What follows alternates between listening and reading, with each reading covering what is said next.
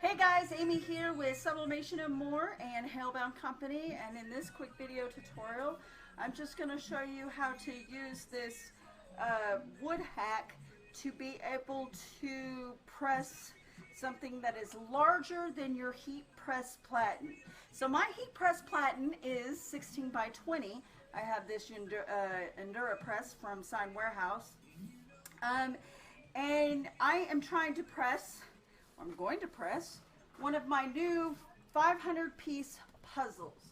Okay, now these puzzles are really big. In fact, when I ordered them, I guess I didn't realize how big they were, but they are approximately, from going from left to right,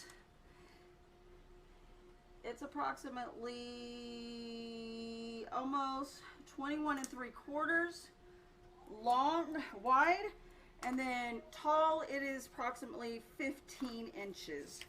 So that's a pretty big puzzle. So that 21 3/4, so that 3/4 is what's not going to get pressed because it won't fit on my platen. As you can see right here, if we pressed it like this, you're going to have approximately 3/4 that'll hang off the edge, which I'm not sure if you guys can see in the camera.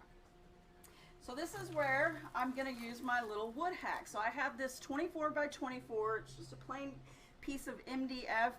Now MDF does seem to bow in the heat press, but this is all I have. I recommend getting a piece of plywood because it will not bow on you. But this trick will work. I mean, it'll work for tonight.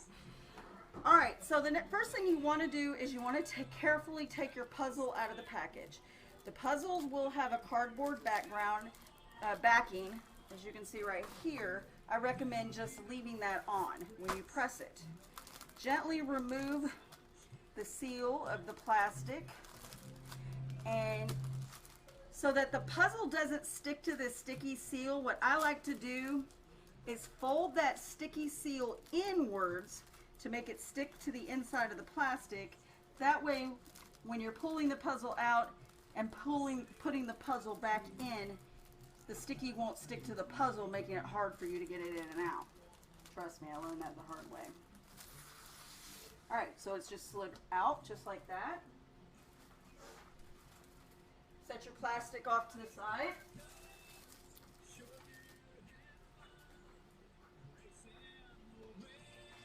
Find my piece of paper. Alright, so I'm not going to pre-press. And I should have put the butcher paper on it below. So you still want to use your butcher paper because you do not want to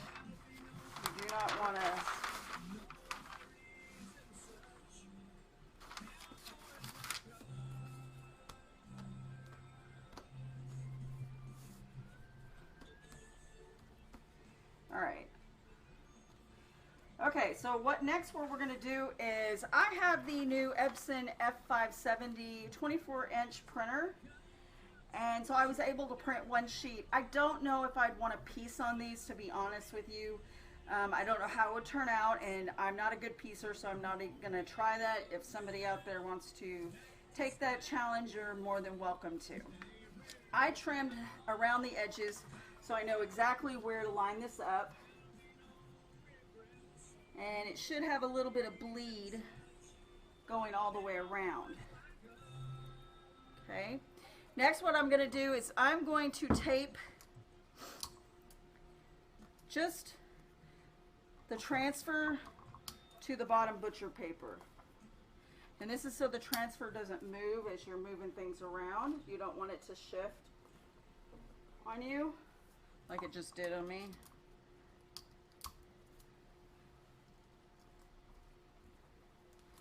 Okay, I'm just going to go ahead and do them in the corners as well. I don't know if it's necessary to do all this, but my first time, I don't want it shifting until I get used to this.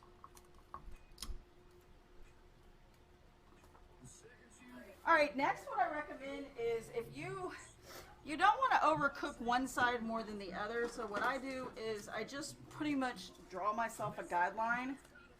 So, just so I know, so I'm just going to draw myself a light guideline.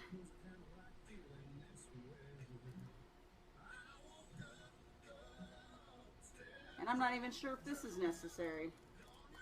Okay.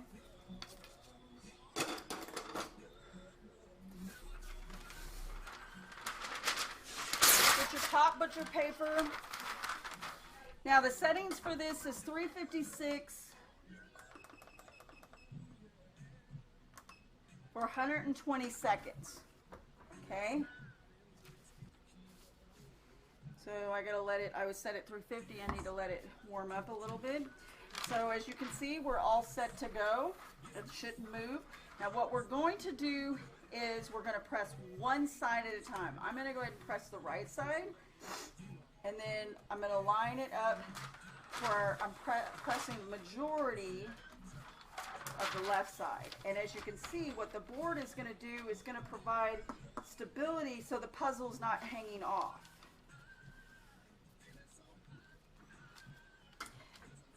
You're going to want to give it nice, good, medium pressure.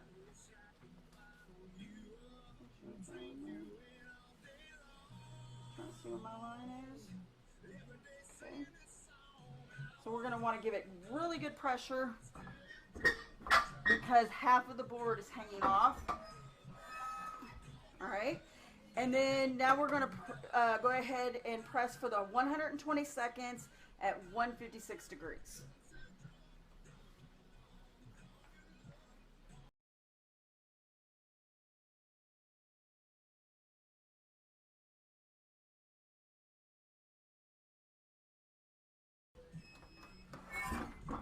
All right, we're done with that side. So now we're going to shift the board over so that we can do the other side. The same amount of temperature, really firm pressure.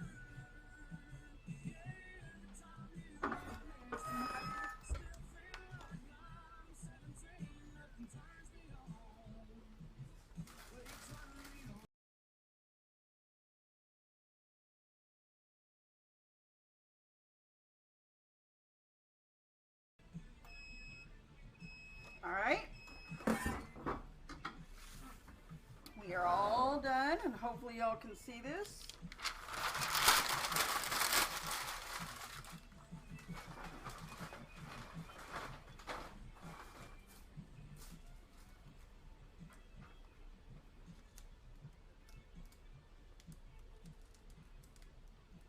Now one thing I like to do is I like to gently lift in the corners and in the center to see if it pressed good all the way around so that I can immediately lay it back down if there was any loose spots, but there does not appear to be. This came out fabulous. Holy smokes. Wow, look at those colors pop.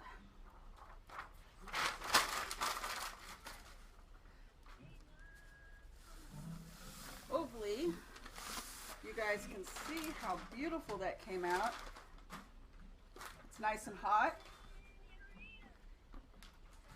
So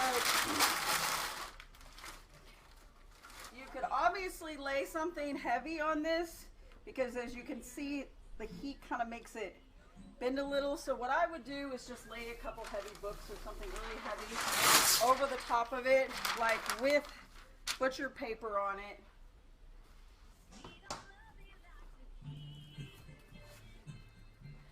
Just lay some books, some heavy books, flatten it out, and let it cool. And we'll sit here and let this cool, and then we'll see what it looks like when it comes back. All right, I think I've given it more than enough time to cool down. My books are a little warm.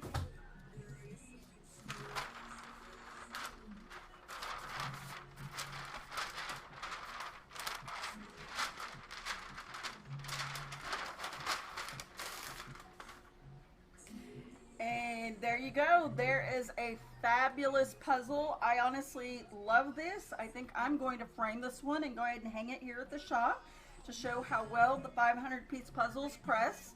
I just love this. All right, guys, so that is how you can press this big 500 piece puzzle on a smaller heat press. All you need is an extra piece of wood that's larger than your press so that you can press in 2 sections. So you'd start with the right like I did earlier in the video, and then left, or vice versa. Alright guys, these are listed on the website. If you have any questions, you know how to find me. Thanks for watching, and don't forget to subscribe.